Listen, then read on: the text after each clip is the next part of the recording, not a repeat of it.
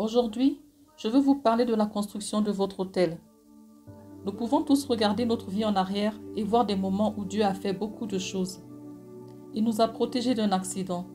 Il nous a soutenus dans les temps mauvais. Il nous a promus quand nous ne le méritions pas. Il nous a fortifiés quand nous étions faibles. Il nous a permis de traverser cette perte. Ce n'était pas des pauses chanceuses ou juste une coïncidence. C'était la main de Dieu vous protégeant, vous guérissant, vous favorisant. Dans l'Ancien Testament, quand ces choses se sont produites, les gens ont pris le temps de bâtir un autel pour remercier Dieu pour ce qu'il avait fait. Ils regardaient en arrière à ces autels et c'était du carburant pour leur foi. À l'époque, ils savaient que si Dieu le faisait, il le ferait à nouveau. Aujourd'hui, nous devrions encore bâtir des autels. C'est facile de prendre des choses pour acquises, d'être si occupés, que nous ne reconnaissons pas la bénédiction de Dieu. Mais quand vous prenez du temps pour reconnaître ce que Dieu a fait dans votre vie, vous réalisez qu'il vous a aidé à traverser la pandémie. Certaines personnes n'y sont pas parvenues. Il vous a donné cette personne à aimer. Vous étiez au bon endroit au bon moment. Il vous a guéri quand ça n'allait pas bien. Il a ouvert cette porte et maintenant vous êtes plus loin que vous ne l'auriez jamais imaginé.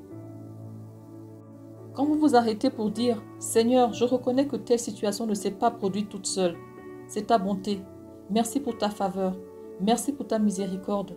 Seigneur, je suis reconnaissant pour ce que tu as fait. » C'est cela bâtir un autel.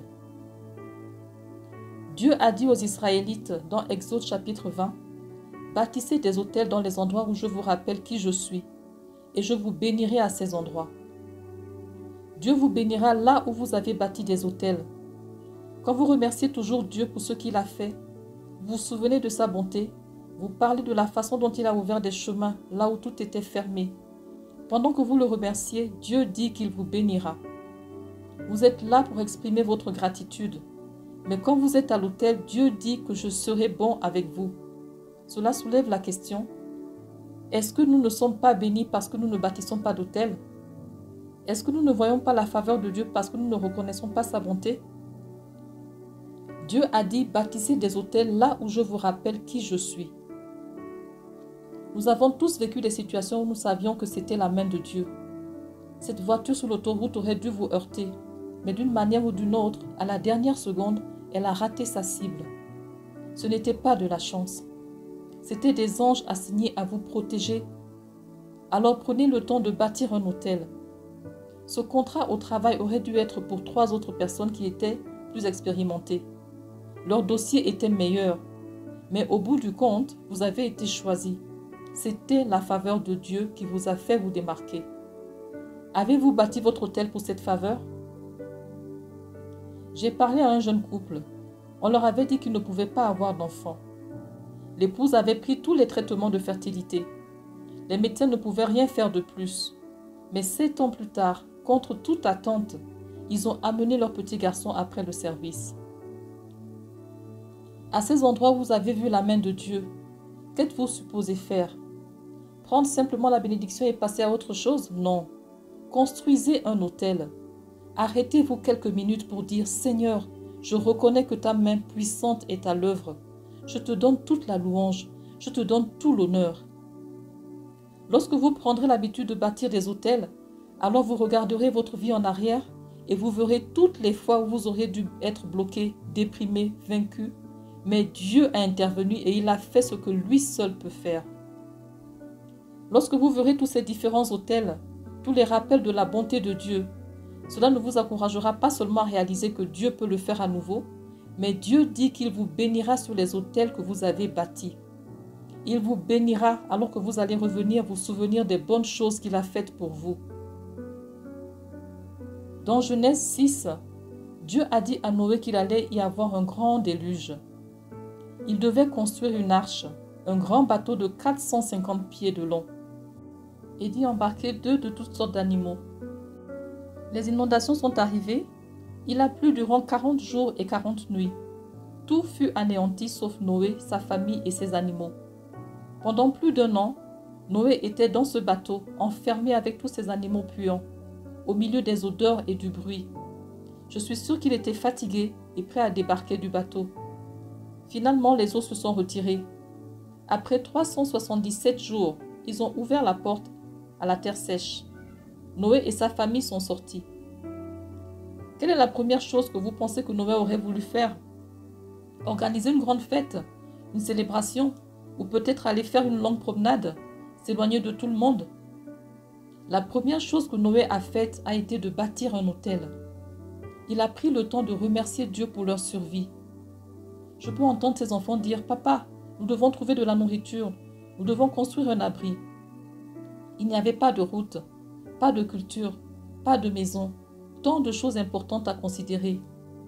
Mais Noé a dit « Non, la première chose que nous allons faire est de remercier Dieu d'avoir préservé nos vies. Nous allons bâtir un autel et remercier Dieu parce que nous ne nous sommes pas noyés. Le remercier de nous avoir fait miséricorde. Le remercier pour sa fidélité. » Ma prière est que Dieu nous aide à être comme Noé. Quand nous voyons ta faveur, quand tu nous donnes la victoire, Seigneur, même dans des moments difficiles, tu nous fais vaincre les géants, que la première chose que nous fassions soit de bâtir un autel, que nous reconnaissions ta bonté, que nous reconnaissions ta miséricorde. Noé prit les animaux qu'il avait mis de côté et les sacrifia sur cet autel. Quand Dieu a senti l'arôme, quand il a entendu Noé le louer, les Écritures disent « Dieu a promis qu'il n'inonderait plus jamais la terre ». Il y a des moments comme avec Noé. Quand vous construisez cet autel, vous remerciez Dieu pour ce qu'il vous a fait traverser et Dieu dira « Vous n'aurez plus jamais à revivre cela ». Il mettra fin à ce qui vous a gêné. Ayez l'habitude de bâtir des autels. Aujourd'hui, nous n'avons pas à les bâtir physiquement comme ils l'ont fait. C'est simplement reconnaître la bonté de Dieu. C'est prendre du temps pour dire « Seigneur, merci de m'avoir guéri de cette maladie. Je sais que ce n'était pas seulement les médicaments. Seigneur, tu es le guérisseur. Merci d'avoir amené mon enfant. Merci de m'avoir promu alors que je n'étais pas le prochain sur la liste. Merci de m'avoir redonné la beauté au milieu des cendres. » Nous avons traversé une bataille de 2 ans pour acquérir le Compact Center. Ce bâtiment appartenait à la ville. Nous avions besoin que 10 membres du conseil votent pour nous. Nous avions déjà tous les 10. Mais 2 jours avant le vote principal, un de nos membres du conseil a dit qu'il ne serait pas là. Il a reçu tellement de pression de l'autre côté. Le fait qu'il ne soit pas là signifiait qu'il nous manquait une voix. Mais un jour avant le vote principal, l'un des membres du conseil qui avait été contre nous pendant 2 ans a soudainement changé d'avis et a décidé de voter pour nous. Le vote a eu lieu mercredi matin. Victoria et moi-même, toute notre équipe étions là, plus une centaine de personnes de Lakewood. Nous avons rempli la salle du conseil municipal. Ils ont passé en revue tous les membres du conseil un par un. Votez-vous oui ou non pour que Lakewood ait le Compact Center? Mon cœur battait si vite. C'était très dramatique. Ils sont arrivés au dernier homme. Nous avions 9 voix. Il fit une pause d'environ 5 minutes. Nous étions en train d'attendre. Il a finalement levé les yeux, a souri et a dit « Oui, je vote pour eux ». Nous avons eu le bâtiment. Une fois la réunion terminée, 10 minutes plus tard, nous sommes tous sortis sur les marches du hall et avons commencé à remercier Dieu. Nous ne l'avions pas planifié, mais nous avons commencé à chanter des louanges, déclarant la grandeur de notre Dieu, le remerciant d'avoir fait un chemin où nous ne voyons pas un chemin. C'est venu de l'intérieur de nous, impromptu. Je suis sûre que les gens qui marchaient autour de nous pensaient « Mais que font ces gens à chanter, à crier, à célébrer ?» Comme Noé, la première chose que nous avons faite a été de bâtir un autel. Seigneur, nous reconnaissons la marque de ta faveur. Tu as ouvert une porte que nous n'aurions jamais rêvé ouvrir. Tu nous as permis de vaincre les géants. Juste là, sur les marches de l'hôtel de ville, nous avons bâti un autel. Vous pouvez bâtir un autel où que vous soyez. Votre voiture peut devenir un hôtel. Votre bureau peut être un hôtel. Marcher dans le parc peut devenir un hôtel. Aux endroits qui vous rappellent qui est Dieu, quand il fait des choses que lui seul peut faire. Ne pensez pas juste que c'était beau, non. Bâtissez un hôtel. Reconnaissez sa grandeur. Remerciez-le pour sa faveur. Dieu vous bénira là où vous avez bâti les autels. Dans l'Ancien Testament, quand les gens rencontraient des difficultés, le plus souvent ils commençaient leur prière en rappelant à Dieu qui il est et en le remerciant pour ce qu'il avait fait. Ils retournaient et regardaient leurs autels, les moments dans leur passé où Dieu avait frayé un chemin. C'est ce que le roi Josaphat a fait. Lui et le peuple de Juda étaient entourés de 3 armées puissantes. Ils étaient inférieurs en nombre, 10 contre 1. Il a convoqué tout le monde. Ils se sont retrouvés ensemble dans la cour à leur hôtel de ville. Il leva les yeux vers les cieux et dit, « Ô Seigneur, tu es grand et puissant. Personne ne peut se tenir contre toi. N'es-tu pas le Dieu qui a chassé les habitants hors de cette terre? N'es-tu pas le Dieu qu'il a ensuite donné à notre ancêtre Abraham? N'es-tu pas le Dieu qui nous a donné ce temple pour t'adorer? » Ils ont rappelé à Dieu toutes leurs victoires passées. Ils ont regardé ces autels qu'ils avaient construits et qui alimentaient leur foi.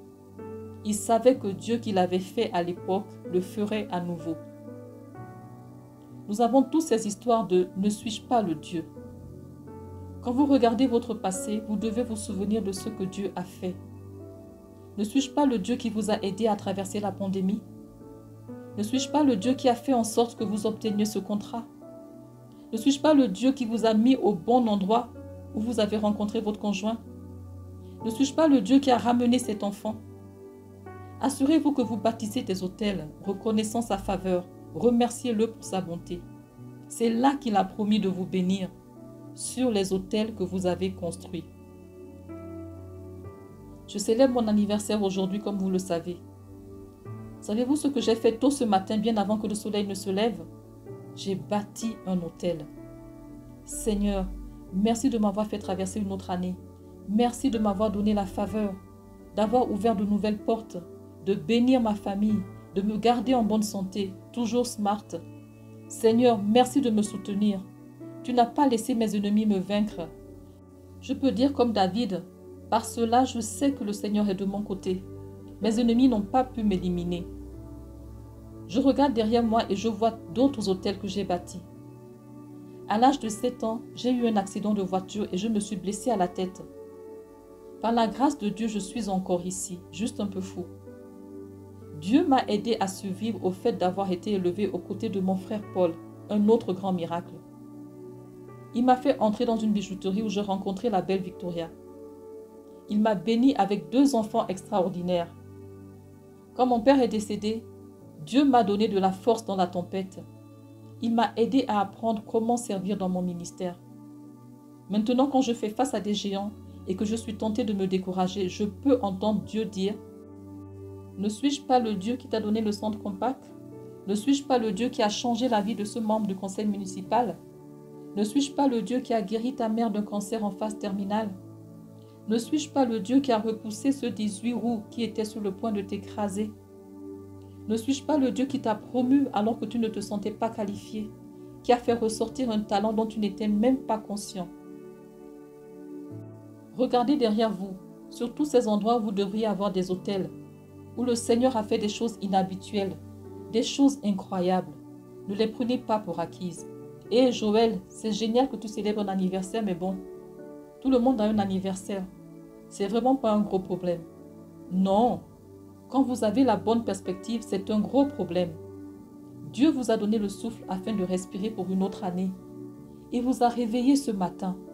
Il a dit à votre cœur de battre. C'est lui qui vous a soutenu. Il vous a protégé des choses que vous n'imaginez même pas. La déception, la défaite, cela n'a peut-être pas été facile, mais vous êtes quand même debout, toujours en bonne santé, toujours béni. N'eût été la bonté de Dieu, où seriez-vous? Parfois, vous bâtissez un hôtel simplement pour le fait que vous êtes toujours là. L'ennemi pouvait vous achever. Vous auriez pu être confronté à de grands obstacles. Mais Dieu dit, ne suis-je pas le Dieu qui a séparé la mer Rouge? Ne suis-je pas le Dieu qui a fermé la gueule des lions? Ne suis-je pas le Dieu qui a donné à Sarah un bébé à 90 ans? Ne suis-je pas le Dieu qui t'a amené jusqu'ici, qui t'a protégé, qui t'a promu, qui t'a favorisé, qui a tracé des chemins là où tu ne voyais aucun chemin? Quand vous regardez tous ces hôtels, c'est lui qui vous rappelle qui est Dieu et vous le remerciez pour ce qu'il a fait. Dieu dit qu'il vous bénira sur les hôtels que vous avez bâtis. Ne passez pas à côté de la faveur, de la guérison, de la protection, parce que vous ne bâtissez pas des hôtels, non. Prenez le temps chaque jour de remercier Dieu pour ce qu'il a fait. Reconnaissez sa bonté dans votre vie. Dans Genèse 12, Dieu dit à Abraham qu'il allait devenir le père de nombreuses nations, que ses descendants posséderont tout le pays, qu'il allait être béni et devenir une grande bénédiction. Quand Abraham entendit cette promesse, le verset 8 dit « Il bâtit un autel et adora le Seigneur ». Ce qui est intéressant ici, c'est que la promesse ne s'était même pas encore réalisée. Il n'était pas père. Sa femme Sarah était toujours stérile.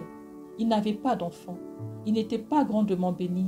Il ne possédait aucune terre. Et pourtant, il a bâti un autel, simplement pour remercier Dieu de ce qu'il lui avait promis. Ceci nous montre un principe. N'attendez pas que la promesse se réalise, mais remerciez Dieu d'avance pour ce qu'il a dit qu'il fera. Seigneur, tu as dit que mes enfants seront puissants dans le pays. Il peut n'y avoir aucun signe de cela. Ils sont hors course. Ils courent avec la mauvaise foule. Joël, quand cela deviendra une réalité, alors je remercierai Dieu. Non. Faites comme Abraham. Construisez votre autel maintenant. Remerciez Dieu avant de voir la promesse. C'est ainsi que la foi fonctionne. Quand Dieu vous voit à l'autel, quand il vous entend le remercier, le louer, déclarer sa bonté, c'est alors que les anges vont se mettre au travail. C'est alors que les portes vont s'ouvrir, que la guérison va venir, que la faveur sera libérée. Seigneur, tu as dit que je prêterai et que je n'emprunterai pas. Tu as dit que ma coupe va déborder. Tu as dit que j'aurai une année fructueuse. C'est la promesse. Maintenant, bâtissez un autel. Seigneur, merci d'être mon pourvoyeur. Merci pour la croissance surnaturelle. Seigneur, merci de prendre plaisir à me faire prospérer. Peut-être que vous faites face à une maladie. Dieu a dit qu'il vous rendra la santé. Il a dit qu'il vous guérira de vos blessures. Quand je me sentirai mieux, je bâtirai cet autel. Non, bâtissez-le maintenant. C'est ce qui va activer la guérison. Seigneur, merci parce que je suis guéri. Merci parce que je cours et que je ne me lasse pas. La force, l'énergie, la vitalité coulent à travers moi en ce moment. Abraham quitta cet endroit où il avait bâti l'autel et se rendit dans une autre région. Il était devenu un homme très béni, avec du bétail, de l'argent, de l'or. Il voyait la promesse se réaliser. Son neveu Lot et tous ses troupeaux étaient avec lui. La terre ne pouvait pas les accueillir tous les deux. Alors il dit à Lot de choisir où il voulait aller et lui-même partirait dans l'autre sens. Lot a choisi la meilleure partie de la terre, l'endroit avec beaucoup de sources et de pâturages luxuriants. Cela ressemblait à un jardin.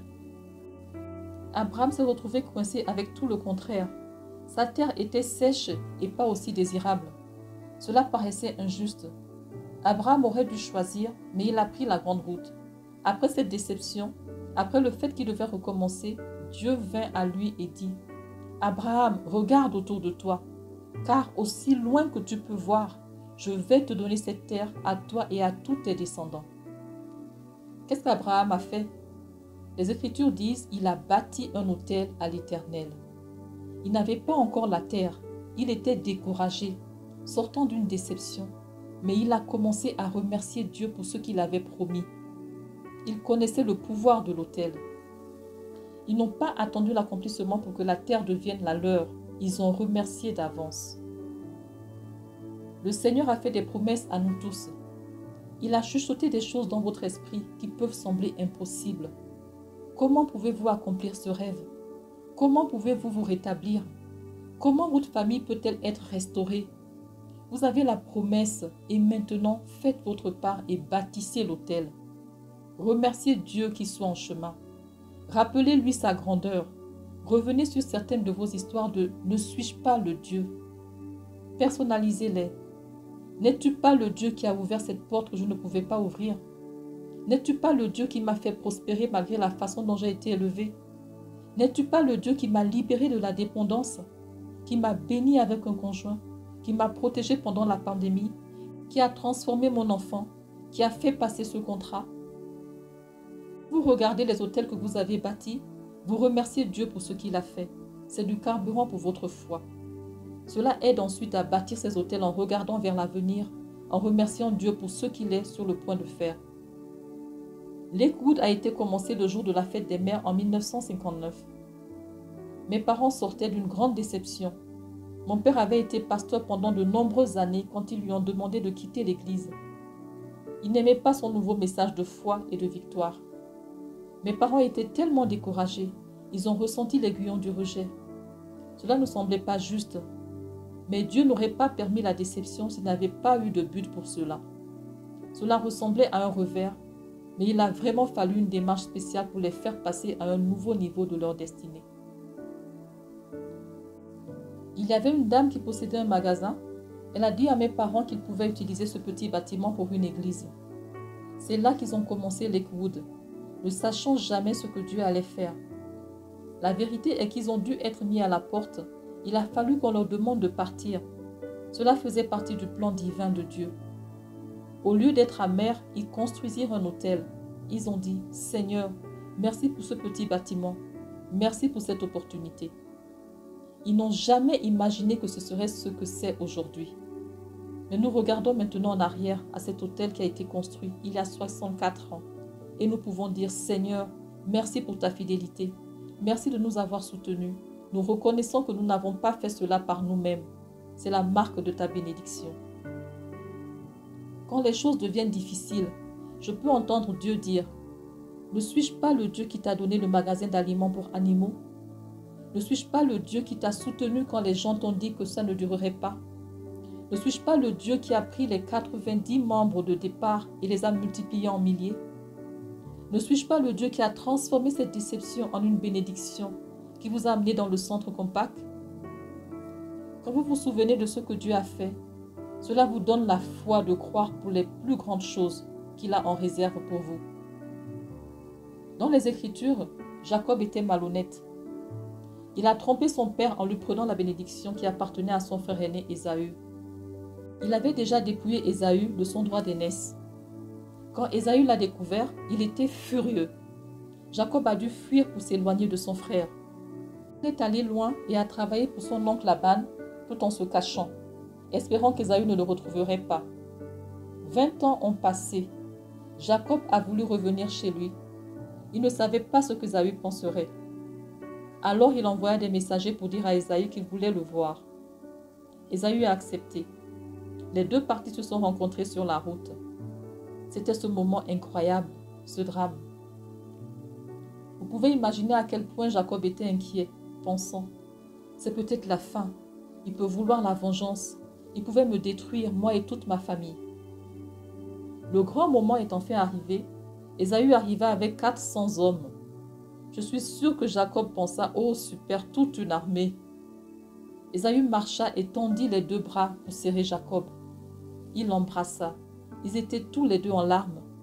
Ésaü alla étreindre les femmes de Jacob et leurs enfants.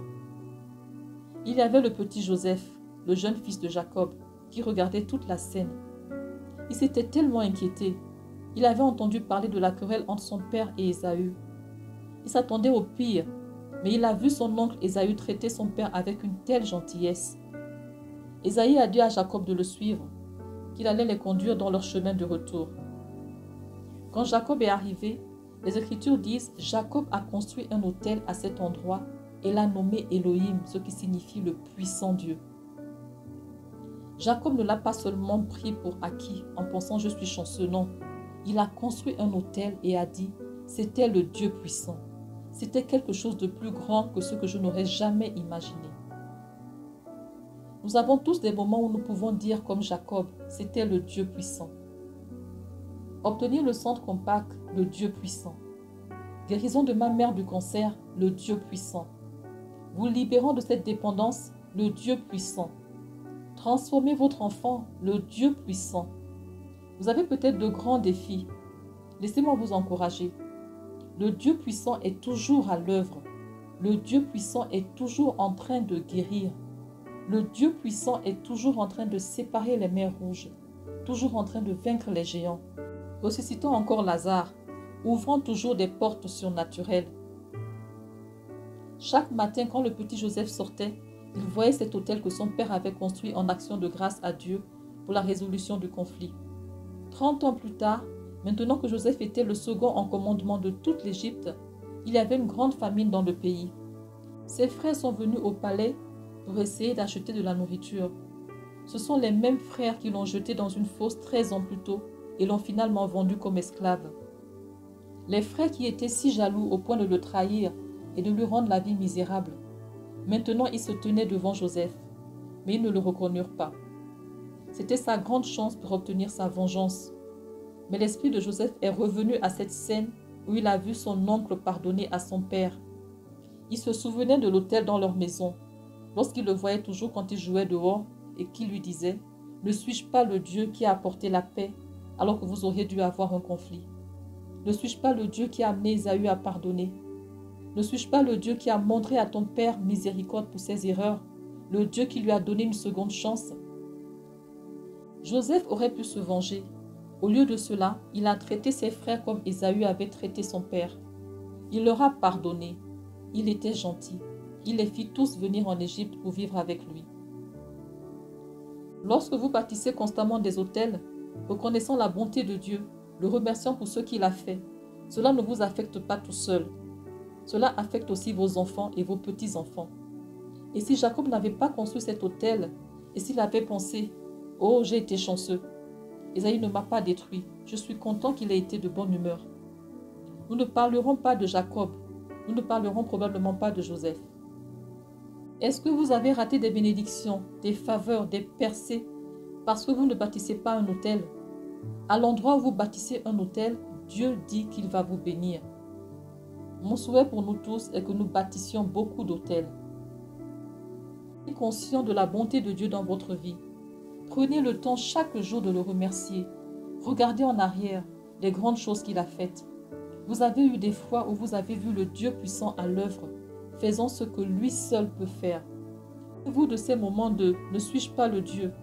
Ne suis-je pas le Dieu qui t'a guéri, qui t'a libéré, qui t'a promu, qui t'a soutenu ?» Si vous bâtissez vos autels, je crois et je le déclare, vous allez voir le Dieu puissant faire des choses dont vous n'avez jamais rêvé. Des portes naturelles sont sur le point de s'ouvrir. La guérison, la provision, la restauration, la plénitude de votre destin au nom de Jésus.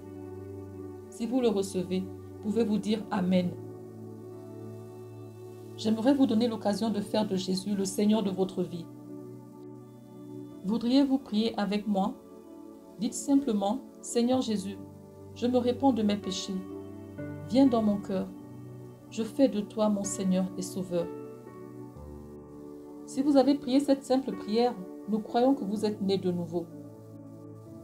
J'espère que vous entrerez dans une église basée sur la Bible et que vous garderez la première place pour Dieu.